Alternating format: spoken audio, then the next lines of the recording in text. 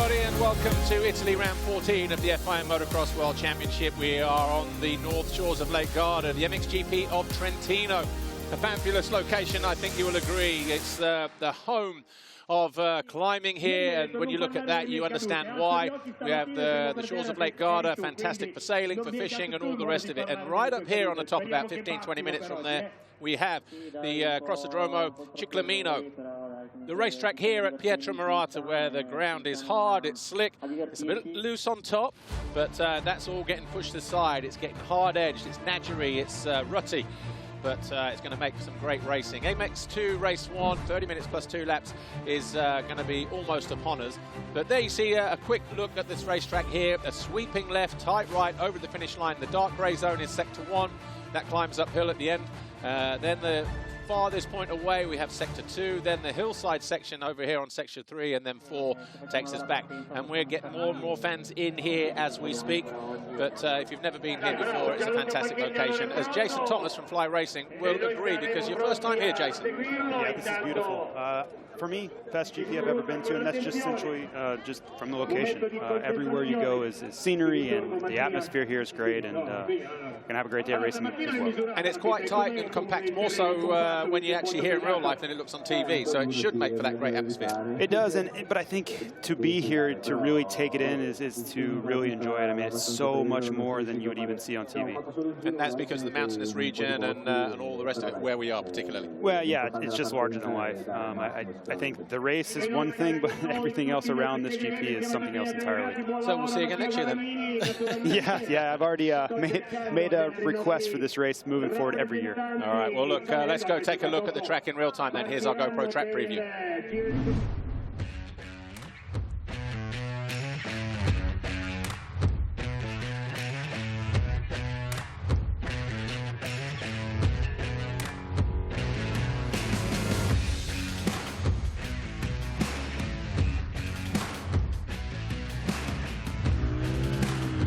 The SM Action Racing Team USA Battery Gas of Andrea Adamo takes us for a lap. You see how wide sweeping that first turn is over the foxhole shot line before arriving at a very tight turn 2, dropping away ever so slightly before we hit the Monster Energy finish line.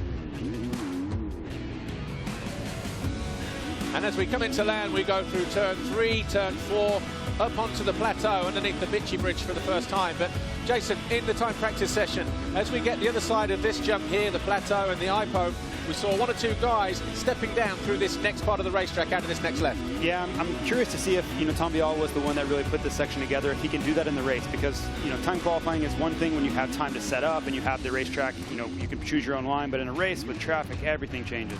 Then we exit that tight hairpin up onto the step-up. Cairoli corner, if you remember from, 2017, the amount of passes he was making there, but might not get the same today just because of the fact they've got a single on the approach on the inside. Well, if anybody watched that race, hopefully they wouldn't make the same mistake and allow Tony up the inside every lap.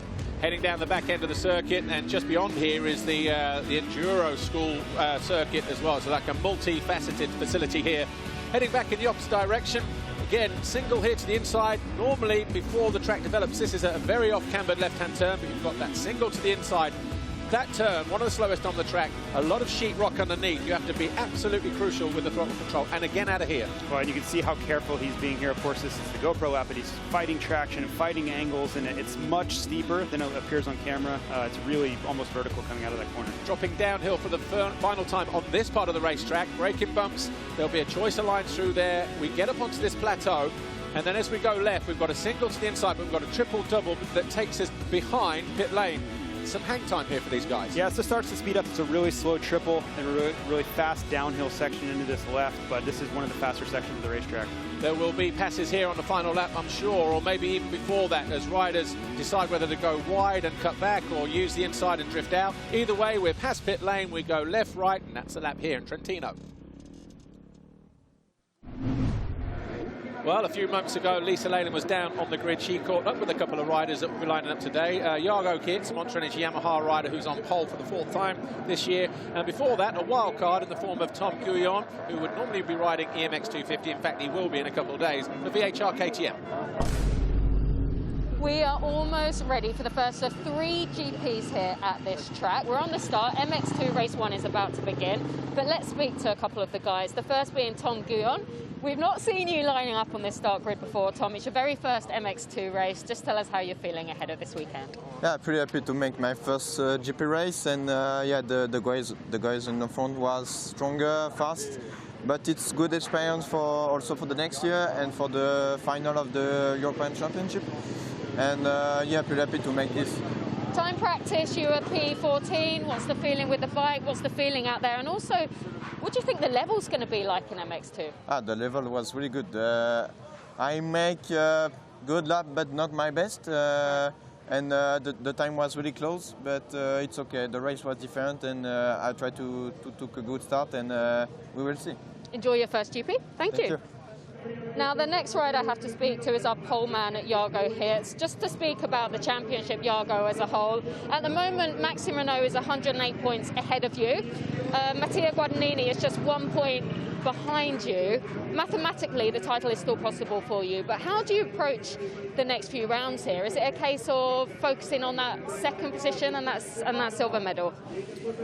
Yeah, I just want to do every race like the best I can, so it's not really about the championship. I just want to get as many podiums and hopefully also some wins the last 5 races. So yeah, that's the main goal, and then we will see where we end up in the end.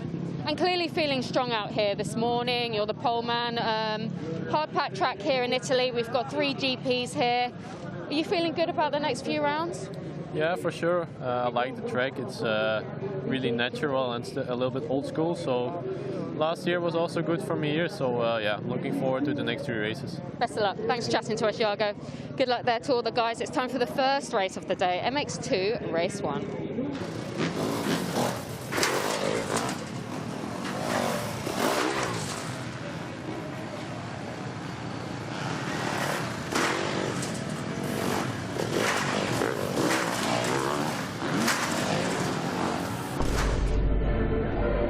Talking to Jago Geerts there.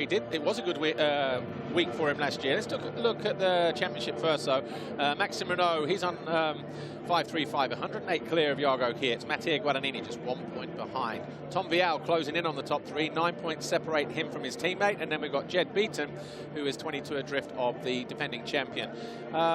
Jason Thomas, we're just talking to Jago Geerts there, or Lisa was, down behind the gate, and he said last year was a good year, race for him. He won 2 of the 3 Grand Prix. His teammate, Ben Watson, won the other one. Yamaha won all 3 rounds here last year. And yeah, they're on pole today. And I found it interesting. I looked at it, I watched his social media yesterday, and he was talking about it was going to be a battle for 2nd place in the series, and that was really important. But then this morning, now, just in the pre-grid there, he's speaking about, I just want to race, and we'll worry about the championship later. So I'm not sure which one to believe. I'm sure he's focused on the right now at the moment, but I would think at the end of the year he's going to want to be 2nd in the championship now that Renaux is 100+ points ahead.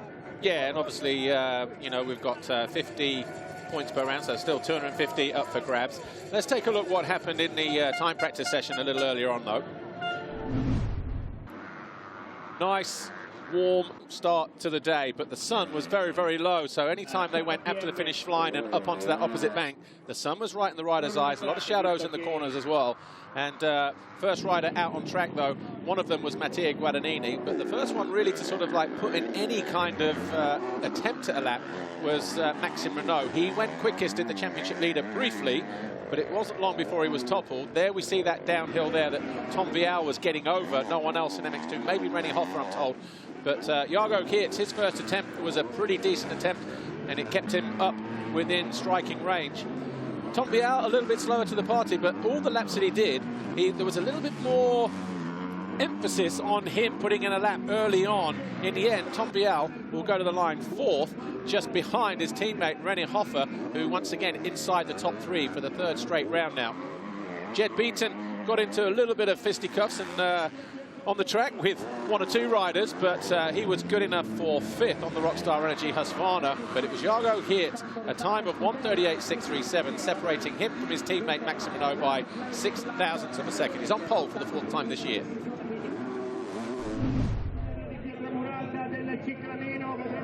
So we will take a look at the start list then as the riders line up ahead of MX2 Race 1. Jago Geerts on pole from Maxime Renaux, Rennie Hoffer and Tom Vialle. Jed Beaton will go to the line 5th ahead of Langenfelder, De Wolf, Muse, Benistant and Harp.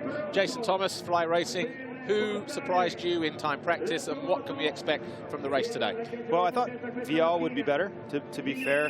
This track kind of works with his style and his precision, so we'll see. The race is always a little bit different, but he was just a touch off, especially with the two Yamaha guys in front of him, which I know there's a little bit of this rivalry under the surface between he and Maxime Renaux at the moment. But Tom Vialle, 13 foxhole shots this year, and obviously another one of those. Is it going to be a track that's difficult to pass on this weekend from what you've seen from time practice? Is it, it's not necessarily one line, is it? It seems a lot more open this year. I still think it'll be difficult to pass. Vialle, if he gets the starts, will be very difficult to contend with. And I think for Renaux, who, in my opinion, he should be worried about the championship, but it seems like he really wants to establish himself as the alpha in this class, and to do that, he needs to win. So he needs to make sure that he doesn't let Vialle get away early. Well, coming into this particular Grand Prix, round 14, Tom Vialle has led the most laps of anybody else, 191. Maxime Renaux, the championship leader, just the 88, but he is 108 points clear, so you don't need to lead the most laps. We've had 6 different heat winners, 4 Grand Prix winners, 10 riders have been on the podium, and the red plate, the championship leader's red plate, has changed hands no more than 4 times. Jago Geerts taking his position behind the gate. He lines up on pole for the 4th time this year, as we've said, and hopefully he can maintain a focus to, from his side at least, put some distance between himself and Matteo Guadagnini. But Guadagnini has got form here. He has won the Junior World Championship here. He's won in the 125 class here as well, a track he clearly knows very well. Well, Italian soil, right? This is a bit of a home race for him, and he as well as Vialle in 4th, they're locked into this battle for 2nd in the championship, and all of them are kind of looking at each other and seeing who's going to be there. But I have to say I'm impressed with Geerts. He wins 2 out of 3 last year. He's fastest again today, and this isn't really soil that I would consider him to be his specialty, yet he's succeeding every time we go out. I haven't had a chance to look at the rear tyres from the riders, though, but obviously some riders making strange selections, if you like. Obviously, it's hard and slick underneath, but we've seen so many times this year where, because of how heavy the start straight can be, and there is loose dirt in some of the corners, can you kind of imagine anybody riding a scoop today, or not really? I don't know if you can go scoop, but I think you have to go as aggressive as the track will allow you to. The start is going to be so critical, and then I think you can manage the tire throughout the race. So if there's some sort of hybrid that will get you closer to the scoop, but the start is going to be everything today, so I think that has to be the emphasis. Jed Beaton, we just saw him there. He lines up behind the gate. He's 5th in the championship, 22 points behind now Tom Vialle. Vialle, since he's returned back to full fitness, has won 4 of the last 6 Grand Prix. Turkey twice, Sardinia. He was 2nd in Germany. He won overall in France a couple of weeks ago, but he had to play second fiddle to the championship leader Maxime Renaux last week in Spain. What did you make of the Spanish Grand Prix? Well, it's that track was very, very difficult, ruddy, challenging, but again, it comes back to the story, the battle between Renaux and Vialle, and it seems like Renaux doesn't even think he's in a championship anymore. He's racing like it's the 1st or 2nd race of the series, which I commend, but at the same time, maybe maturity should step in. You need to be thinking about the championship. The world championships don't come along so often, so I'm curious to see if he takes that same mentality today, or does he allow the race to come to him a bit more. Conrad Muse, Hitachi KTM, fueled by Milwaukee. Not a bad time in qualification this morning, coming out in 8th place, but a rider who needs a good kind of final rounds. And obviously we've got 3 here. We're here today, Wednesday and Sunday, and then the following Sunday and Wednesday we go to Mantova, which is where the Motocross of Nations was. That's got to be the hope from someone like Conrad, hasn't it? Well, and the starts have been everything for Conrad. He showed the pace at Motocross of Nations. If he gets a start, he can run up there. But speaking of the start, Tom Vialle's pretty far outside, and this start carries a lot of speed into the bank. So watch for Vialle. If he gets a great jump, which we expect he will, he's going to carry it all the way through the outside there. The Fly Racing 15-second board up for the first time today. MX2 race 1, 30 minutes plus 2 laps. Tom Vialle last year gated right from the outside last year because he couldn't get a lap in time practice, but he's going to be centre of the gate just below the monster banner. Gate about to drop now, and as we charge away, Vialle does get a good jump, and he is going to swing through for the middle. He's got one of the Yamahas, 2 of the Yamahas behind him, Geerts and Benistant. Benistant into 2nd place. Looks like Gifting in 3rd, and it is Isaac Gifting actually in 2nd position. So Vialle leading the way, Gifting 2nd, Benistant 3rd, Geerts 4th, Rubini 5th, and then we've got Jed Beaton in there as well, Andrea Adamo, Tom Guyon, Ruben Fernandez, Rennie Hoffer, championship leader, 18th at the first split. Yeah, that was really nice by Vialle. He actually had such a clearance there that he didn't even have to go to the bank, and he could actually pivot a little bit under. So this is bad news for the likes of everyone not named Tom Vialle, because he's got a little bit of a blocker here in Isaac Gifting, and maybe he can check out. Isaac Gifting was on our studio show yesterday, Saturday, and he was talking about the starts have been letting him down because his qualification position has been letting him down. He didn't have a good time in time training today either, but from 22nd pick on the gate, he's made the most of it, and maybe because he was forced to the outside, it's because he was able to sweep through and go through with Tom Vialle. Well, yeah, and Tom Vialle kind of squeezed everybody to the left, too, leaving that opening on the outside there, and Gifting was the benefactor.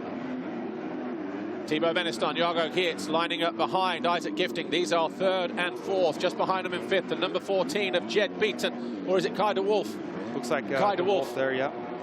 You know, it's interesting. We haven't really seen Benistant be a significant factor since Majora in that runaway victory he had. So this is an opportunity for him to get back into the mix and maybe put the 198 on the podium. Be interesting to see where the championship leader Maxime Renaux stacks up at the end of this first lap, because he was down in 18th place as he came out of the first couple of corners and over the finish line for the first time.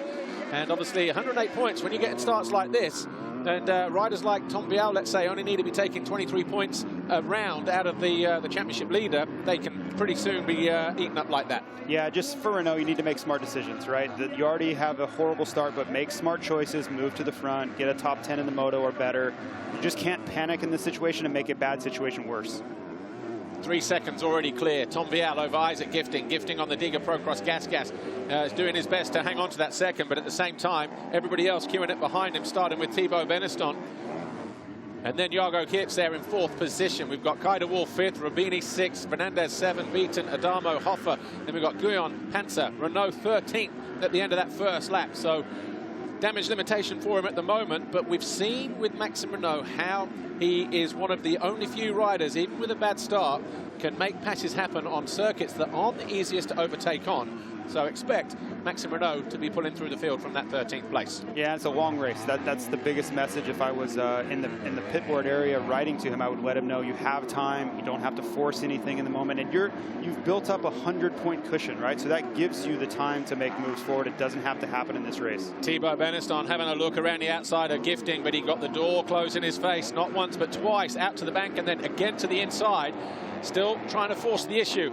Here's the Frenchman on the Swede. But I think you're going to see Geerts get aggressive here, because he can see Tom Vialle out front trying to ride off into the distance, and he can't let that happen. So he needs to make quick moves on both of these riders ahead of him. Well, looking at the lap times and the splits again, Tom Vialle is starting to pull away from these guys. There he is already at that bottom left-hand turn, bottom of the hill behind the pit lane area, getting ready to hit that main straight.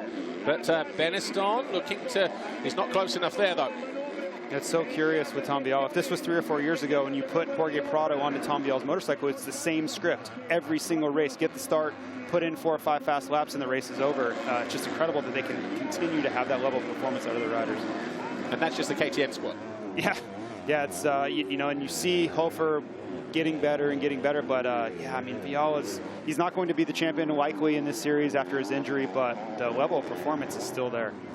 Maxime Renaux now up into 11th position, so he is picking off riders ever so slightly, but Tom Vialle doubling his lead last time around. He's now 4.2 seconds clear of Isaac Gifting. Good performances from Gifting at the moment as he comes into land at the top of the hill, but everything else pretty static. The track was raced on yesterday, don't forget, 125 Europeans, and of course WMX, their final round. It did chop up, but I think they completely flattened it overnight, so those bumps are really just starting to reform, and as it's like that, the racetrack's still very, very fast, high speed. Vialle pulling clear the way that he is, making use of that clear space ahead of him. Gifting looks good here. He doesn't look out of place. The moment doesn't look too big for him, and he just needs to continue to put in solid laps, and you can see him start to gap 5 through 10, which will make the end of the race that much easier. Oh, rider tipping over, and that's Beaton. So Beaton picking himself up. He was in 8th place. So lap 3 then for Jed Beaton, just starting to get away from him.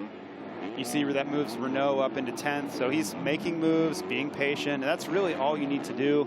His pace is going to bring him to the front if he can avoid the big mistake. Talking about Isaac Gifting a moment ago, he did finish the final race of the year last year at the final GP with the 3rd place finish, so just wondering whether that kind of memory is sticking with him. And also, you've been to Uddevalla in Sweden. The ground here, very, very similar. That shale, like hard rock surface, and a track that he would know very well. Right, and a lot of that is what kind of surface did you grow up riding on, and this is very similar, as you mentioned, to Sweden. So you know the consistency, you know what the traction will allow you to do and not do, and yeah, that goes a long way when you get out into a great start like this as well. So Vialle continues to lead after 3 laps. He's now 5 seconds clear of Isaac Gifting. Benistant third, Geerts fourth, De Wolf, Fernandez, Rubini, Adamo, and Maxime Renaux here, the championship leader, now into 9th position. He's got Adamo just ahead of him, riding on the number 80 SM Action Racing Team USA Battery Gas. And while we're still into the early stages of this race, remember 30 minutes plus 2, everybody's pace and heartbeats are still pretty much high, and it's going to be the second half of the race which is going to be telling. But for Maxime Renaux, can't afford to lose too much time, because at that point the riders ahead of him are already quite spaced out. Yeah, and he's already minimized a lot of damage. He's up in a 9th, and we're only a few laps into this thing, so continually move forward. And he has so much speed. He has such a speed advantage over the riders in front of him. If he just allows that to work, he'll find himself inside the top 5 before it's over. Another rider who was good in time practice but suffering from a bad start, René Hoffer. He is shadowing Renaux now. He's in 10th position. There he is on the Red Bull KTM in orange, looking to make a move up the inside, and you don't want to leave the door open like that too often. Well, and I think you have to be able to feel the riders behind you and sense how close they are. And he had room there, and he knew it, but he doesn't want to let Hoffer get much closer, or else that's the kind of move that can get you into big trouble. You make contact, you end up on the ground, and you turn a 9th place into a 20th place. Jed Beaton looked like he was about to make the move around the outside of Jan Panzer there at the bottom of the hill. Beaton fell from 8th a moment ago, picks himself back up in 12th place, and he has found his way through. So Panzer, nowhere to be seen. I just wonder whether he got a parking ticket from the Aussie.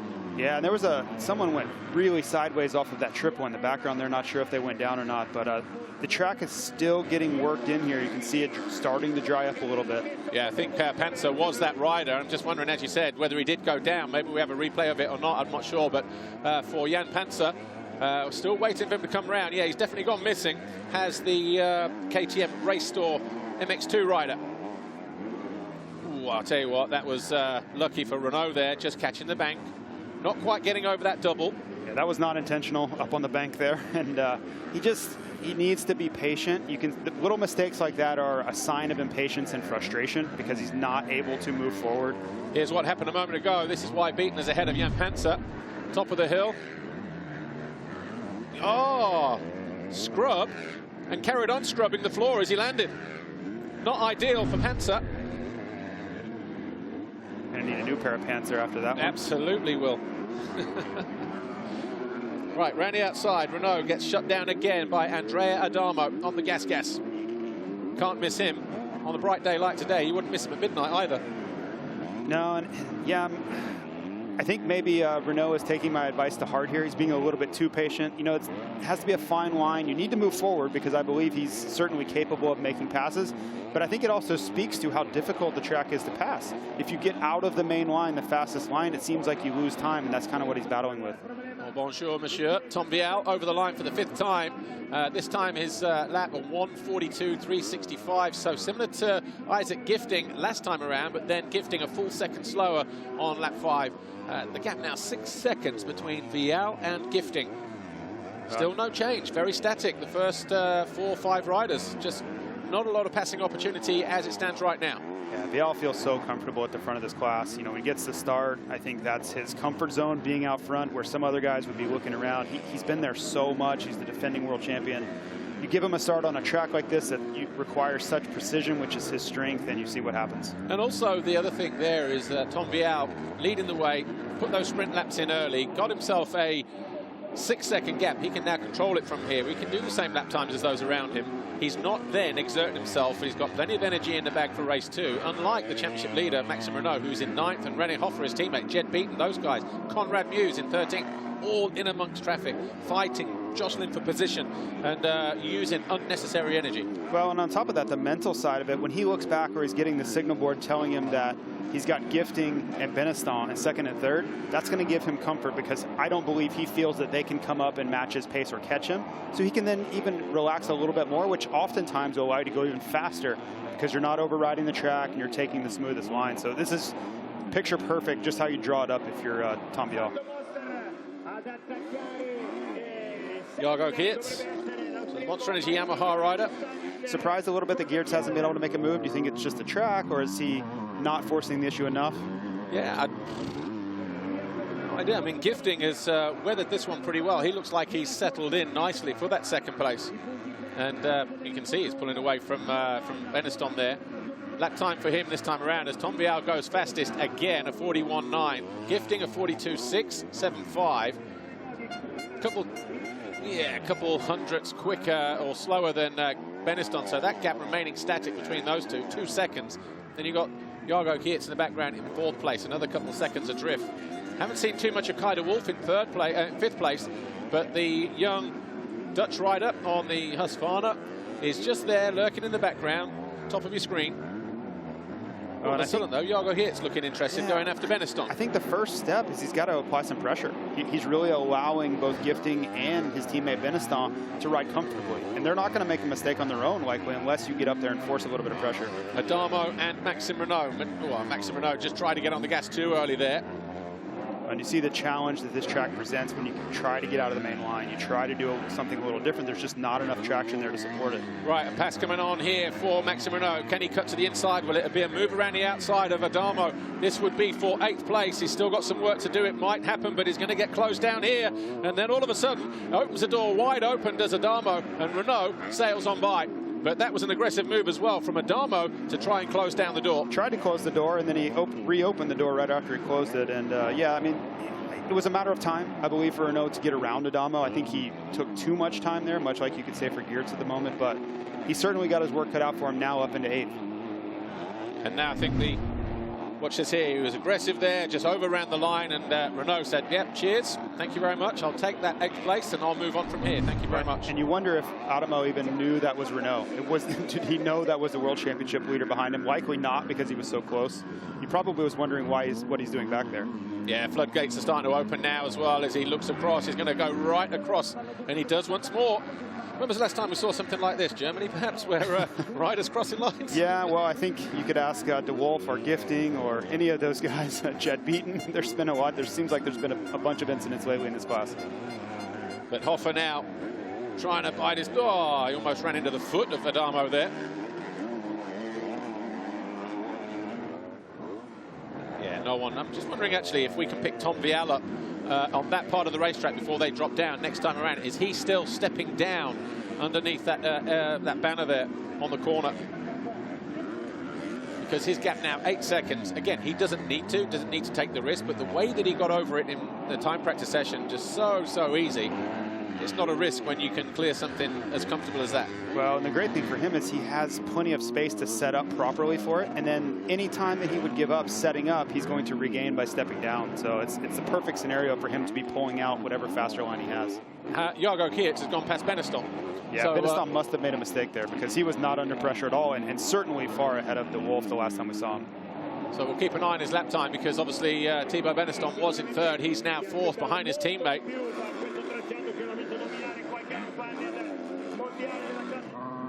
And he's under pressure from Kai de Wolf. So a nice little gift for Jago Geerts. Just wondering whether he's picked up a knock or anything as well. You know, whether in free practice, time practice. I spoke to Arnik Bevorts, the team manager there. And he just said he kind of caught the bank awkwardly and sort of like bashed his knee about a little bit. But is that just like a dead leg on the knee, or is that like a tweak of the knee? Well, and this track's very easy to do it. You know, coming into a lot of these corners, this right-hand corner, they run into the bank. So it almost sets you up to drag your foot off. So several of these corners would be easy to do that. Ooh, just came into land almost one-handed there. Rennie Hoffa struggling with the tear-off on the left side of the goggle. A lap later, and he's still struggling to find his way past Andrea Adamo, who's obviously riding inspired in his home round today. Well, it seems like Adamo is riding his line and your line, depending on where you are on the racetrack. So probably not the easiest rider to pass, but at the same time, he's fighting for a position. This is his best ride of the year so far. Yeah, Adamo, 16th in the championship. Twice he's been on the fringe of the top 10 overall, 11th overall at Majora, and again at Turkey, the second one of those 2 rounds in Afyon. But hasn't finished inside the top 10 all year, apart from a 10th place finish on 2 occasions at those 2 rounds as well, Turkey and, of course, Majora. So for him to be here in 9th, the season's best for him at this moment in time. Gets hung up on the rut, though, on the exit of the turn, allows Hoffa to go long. He's in the slowest rut on the track there, but that opens up to the bank. Hoffa using all of the racetrack, just looking for that momentum, but those outside lines, they're not exactly smooth, are they? No, and you see Hoffa trying everything there is. This outside line works, but then you run into the back of him. There's not a way to carry that momentum through this section. So he's going to have to get a little bit creative and set Adamo up here where he's not expecting it. So 9 laps complete. Vialle. You see him go outside, which will give him a slingshot up this hill. It's going to be a drag race down this straightaway. Yeah, he tried it a lap ago. He got the door shut on him then as well. And this time he comes out to the outside and thwarts the attempt from Rennie Hoffa. Yeah, and Adamo riding very defensively here. He's much more worried about the rider behind him than moving forward, which I can understand, but at the same time, it feels like that Hoffa's going to get frustrated and maybe get aggressive here. But actually, you know what? Just ahead of these two, Maxime Renaux hasn't really pulled too far clear, as you can see.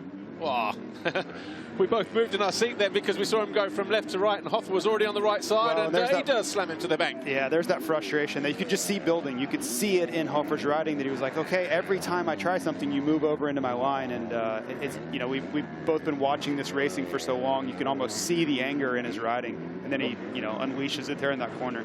Well, Jed Beaton had a little bit of an altercation in the time practice session with Ruben Fernandez. Where is Fernandez, by the way? Hasn't lined up. In 5th place. So Ruben Fernandez and Jed Beaton having their little moment, which saw the Aussie decked by the Spaniard. But all of a sudden, clear track. Jago Geerts has found his way onto Isaac Gifting. 2nd place is suddenly up for grabs.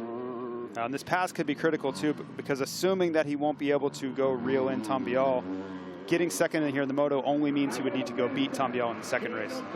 Well, the battle for 2nd position in the championship at the moment, because Jago Geerts was just 1 point clear of Mattia Guadagnini. He's on 3rd position at the moment. He's a 2nd rider in shot, clearly closing in on the Swede ahead of him in that 2nd place. His rival, though, Mattia Guadagnini, suddenly in 24th position for Red Bull KTM, and that's going to promote Tom Vialle to 3rd place in the championship. This is a real... Oh, Geerts almost had a big one there.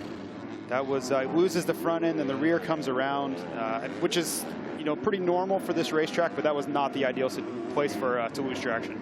No, big moment there. I'm sure we'll see the replay on that, but it's Fernandez looks to dive down the inside of Kai de Wolf. Riding with a broken nose, actually, after last week. He face planted coming out of the final turn in Spain, and he was talking about maybe wearing a brace on the face there, but wasn't sure if it was going to work or not. So plan B was maybe foaming out the goggle right on the nose, but he's definitely got a bit of a conk on him, that's for sure, this weekend. Not too dissimilar to the mountain ranges here in Trentino. Well, the stones don't feel great on a broken nose, and from Lorenzo Accurcio, who broke it several times in the course of a couple weeks. That seems like that's the theme in this class. So Jago Geerts, that mistake just half a lap ago hasn't cost him too much time. I think maybe Fernandez was trying to give Jed Beaton a broken nose as well with that move. Nobody wants to be left out. So Fernandez trying to home in on Kai de Wolf as they fight over 4th, and just chasing his leg a little bit round there was Isaac Gifting. Gifting's pushing here, which he should. He's runner-up position. This is a great ride from him, and you can see he's leaving nothing out there. And I think he's really in the moment. He's riding. There's no hesitation in his corners. You see him make a small mistake there, but I like to see it where he's not riding tight. He's riding aggressively and trying to make the most of the situation. Wild card here this weekend. Just moving aside. So the 181 of, well, not a wild card, actually, Julian van der Oera, aware of the situation around him that time around. Normally with him it's a where are you going, but he is outside of the points at the moment. Nice ride from de Wolf here. Quiet ride. It's been a bit uneventful. Fernandez may try to change that here soon, but yeah, I mean, you can see he's a young rider. He's progressing throughout the season, but putting in consistent podium level rides like that will propel him into trying to be more of a championship contender for 2022. That part of the racetrack there where they've just come down the straight last year was so wet, but the water was sitting in the ruts, and the riders, it almost turned the ground to concrete. They were almost riding on top of everything there. But you see how heavy it is coming back in the opposite direction. As that, just looking at background whether Benistant is now in 6th place. So De Wolf and Fernandez have both gone by. So obviously issues for Thibaut Benistant then in the last couple of laps.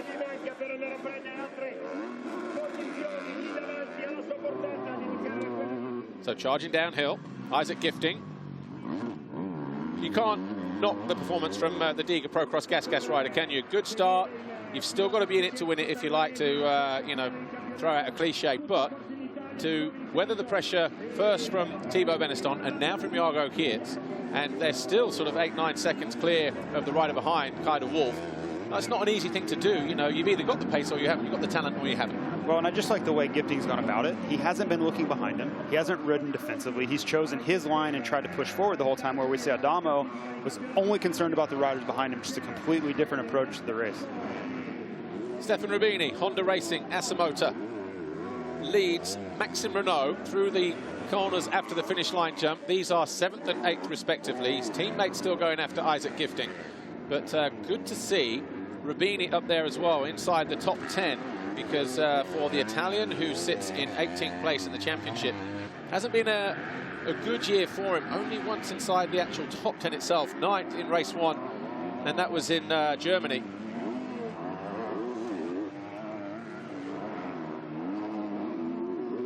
Just need to check myself there. Did I say Rubini was Italian? I meant he was French. I knew what you meant. It's fine. But I think for Rubini, he has to look at this year and understand the situation, because he was battling with Guadagnini for an EMX championship not long ago. So he understands that the pace can be there. He can get back into form, but it's been a rough year. So to see him, as he loses a spot to Renaux, which seems inevitable, I think this is an opportunity to learn the pace, go with Renaux, try to get back onto form. Yeah, if we can see a replay of that, because obviously here's how he did it. Came around the outside, Maxime Renaux set himself up perfectly. Rubini knew he was there, had to check up, allowed Renaux to the inside, and that was all he wrote. He's now up into 7th place. And already pulling clear of the Frenchman. You sure? Yeah, in Italy. Okay. But it's still a good ride for Rubini. It is. All the same. This is what he needs to put together to get back to where he should be. He should be on the level with these guys. He's raced against this level of competition for years, and it has to feel good. 7 more minutes to go. We'll see what happens. But even to just be on the pace and back in the battle may propel him forward, right? Give him the confidence to do this week in and week out. Yeah, but also when you look at the, you know, his 1-2-5 wins. He was actually victorious here in 2016. He went 2-1 ahead of Gianluca Facchetti, beat Jago Geerts, and Roman Mustak was 5th that day. Yeah. So again, another rider, track familiarity, he's had a good result here in the past, and that goes a long way to setting yourself up for a bit of a confidence boost. Right. And he's raced these guys, as you mentioned, for years, so he shouldn't be intimidated. It's just getting back, getting your form back, getting your confidence back, which all kind of work together.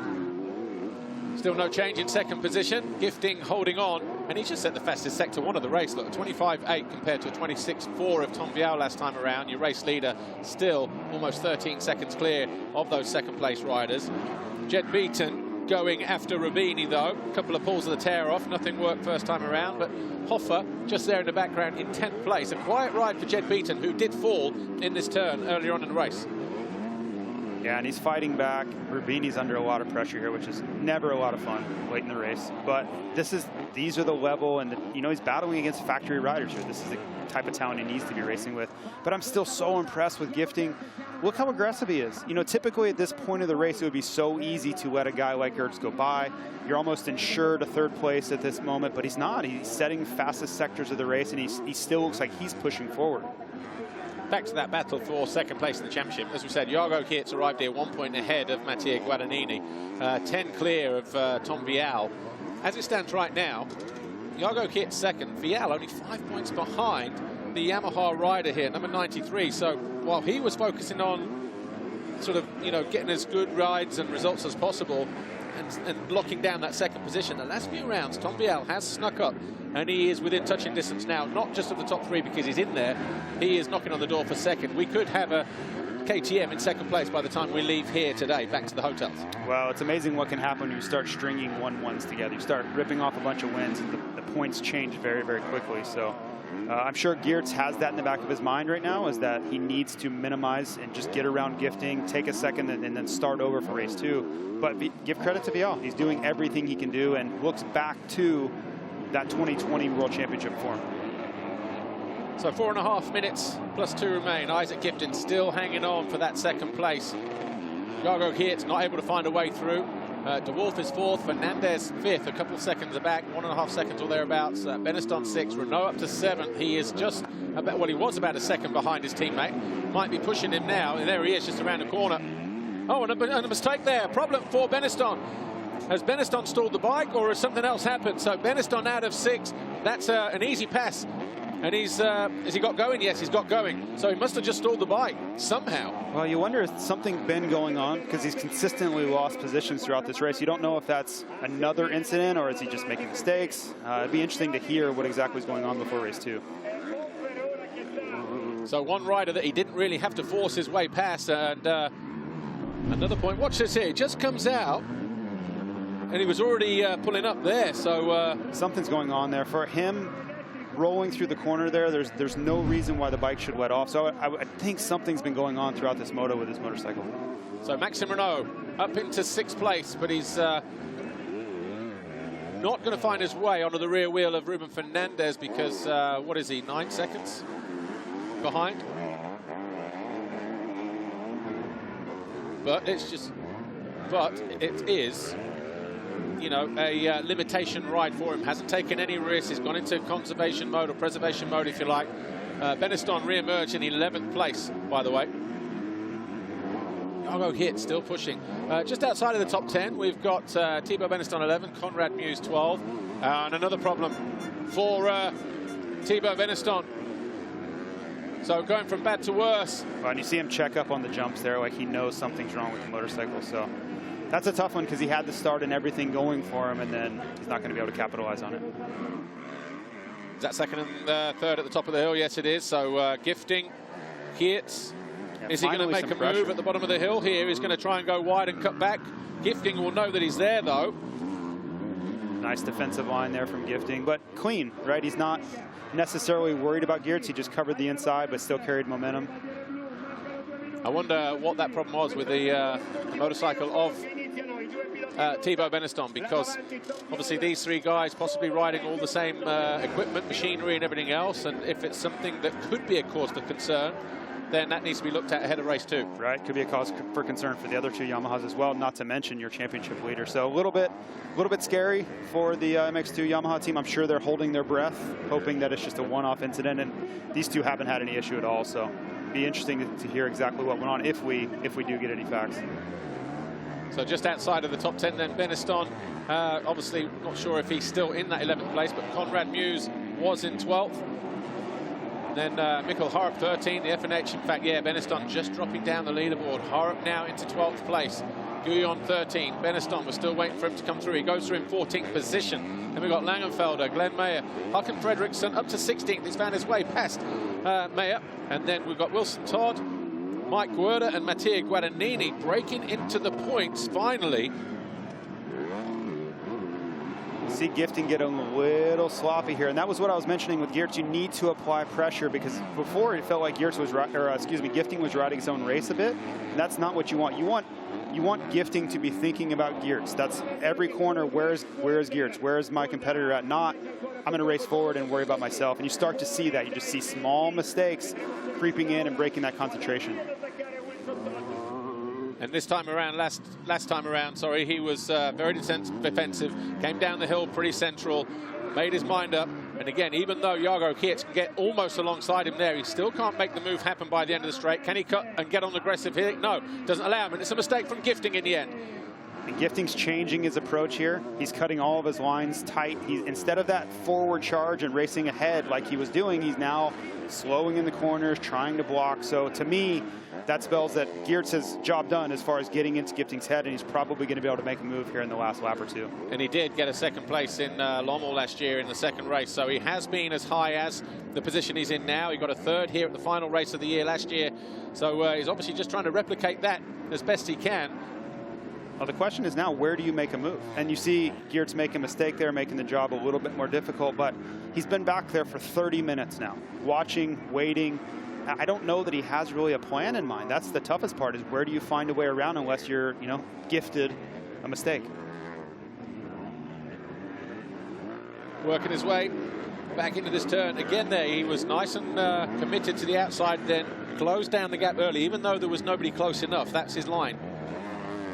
Yeah, and this track is fairly easy to block as well, as long as you know where the insides are, know where the passing zones are, because a lot of the track, I don't believe passes are likely. If you know where the possibilities are and shut those down, the rest of the track, you can almost, you know, ride your own lines without worry.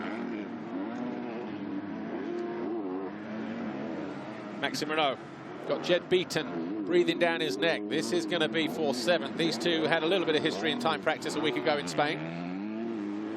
New weekend this weekend. Sections like this, the inside line's so dominant. They go to the top, they go inside again. You know, there's really no line to make a move. And that's what's got to be going through Jed Beaton's head. That's got to be going through Geerts' head, is, you know, I have to be creative. Where can I possibly make a move?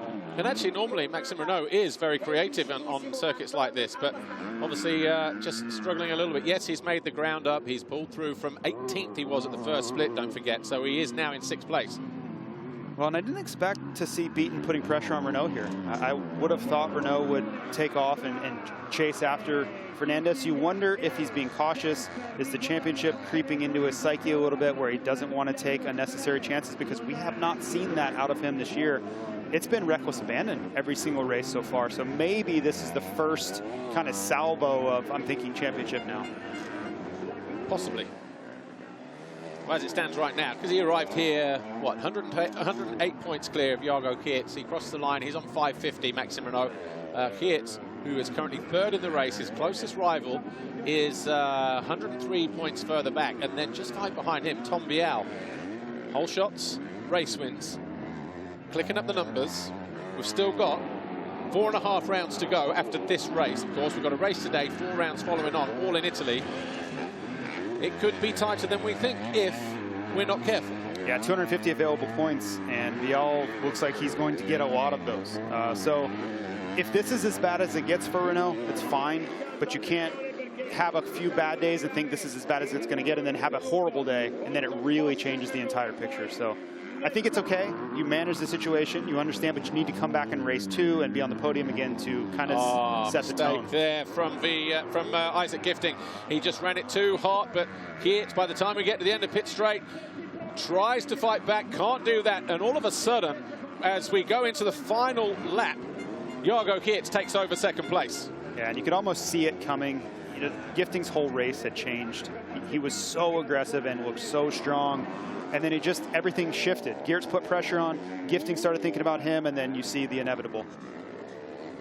So Gifting now 3rd, De Wolf 4th. And watch this here from the moon cam. Goes in a little hot, but Geerts already committed, got alongside him here. There was no way back apart from to cut back to the inside, but look how Geerts squeezed him to the outside, wasn't allowing him to do that. And then in the end, a mistake from Geerts allowed him through. The mistake as in, he just ran over the berm, couldn't respond in that final turn. Yeah, and for Geerts there, the simple rule is, I'm not letting off until you do, and as long as I do that, then I can push you to the outside. And Geerts is, you know, multi-time winner. He understands the situation, but it's funny to me that it took so long. I mean, he almost sacrificed any chance at getting up there and battling with Tom Vialle because he was, you know, stuck behind the likes of Benistant and then Gifting for 30+ minutes. 101 points now, the gap between Renaux and Geerts, and that was crucial because he pulls 2 clear of Tom Vialle, who's now 3rd in the championship, so 7 between those. But lower down the order here, 4th and 5th, Kai de Wolf, Ruben Fernandez, bottom of the hill. Fernandez applying the pressure again on this final lap to the Netherlands rider. And you see Fernandez pushing hard here, which is standard for him. He's one of the most aggressive riders in this class, and Jed Beaton's like, hey, it's the last lap, can you calm down? But Fernandez wants that position. Well, here is Isaac Gifting. He is in 3rd, but Tom Vialle is going to hit the finish line any moment now. And here he is, Tom Vialle, Red Bull KTM Factory Racing, wins race 1. And that is Tom Vialle's 11th race win of the season. He does it here in Trentino. 2nd for Jago Geerts, a nice heel clicker there for Isaac Gifting because that's his best result of the year so far. And why not celebrate it? Bad news is he's got to go out and do it again, and if he can do it, he gets himself on the podium. Well deserved. That was a great ride to see Fernandez up to 4th, DeWolf 5th, Renaux 6th. And yeah, I mean, not a great race for Renaux, but I think you have to remember the big picture. Everybody remain calm and then just worry about race 2, get solid points, and start over again this coming week. So Tom Vialle wins for the 11th time in MX2 this season, and he is fast closing in on the leaders as well. Who would have thunk that all those rounds ago when he was nursing that hand injury? Who knew that practicing starts would get you in such a bad situation? Those KTMs do hook up good out of the start, though. They really do. Orange and green clash, I've heard. So we will catch up with Tom Vialle, and here he is with Lisa Leyland.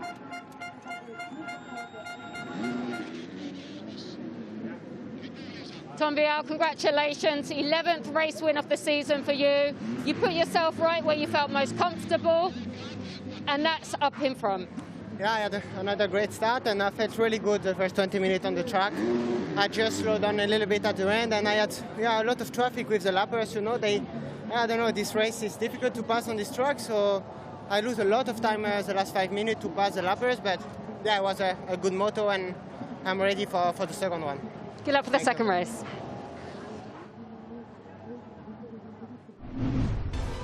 Tom Vialle start-to-finish win, and he turns it into another 25 points. He's now broken into the top 3. He's just 7 points behind Jago Geerts. And it's looking good for Tom Vialle once more. There's still a chance Jason Thomas, he can win the World Championship from here. It's not impossible. He's going to need a lot of help, but all you can do is go out and win every single race and let the cards fall where they may. Tom Vialle, your winner from race 1 here in Trentino. Give you the official confirmation then of that first MX2 race. And it was Tom Vialle picking up the 25 points from Jago Geerts. The gap 3 seconds in the end, but he did back it off. Isaac Gifting third, fantastic ride for the Swede. Then Ruben Fernandez did get the better of Kai de Wolf on the final lap to go 4th. And then Maxime Renaux, Jed Beaton, René Hoffer, Stefan Rubini, and Conrad Muse. Then we have Andrea Adamo, Mikkel Harup, Tom Guillon, Simon Langenfelder, Håkan Fredriksson, good ride for him. Glenn Mayer, Wilson Todd, 17, Mattia Guadagnini, 18, Vacchetti, 19, Mike Guerda, rounding out the top 20.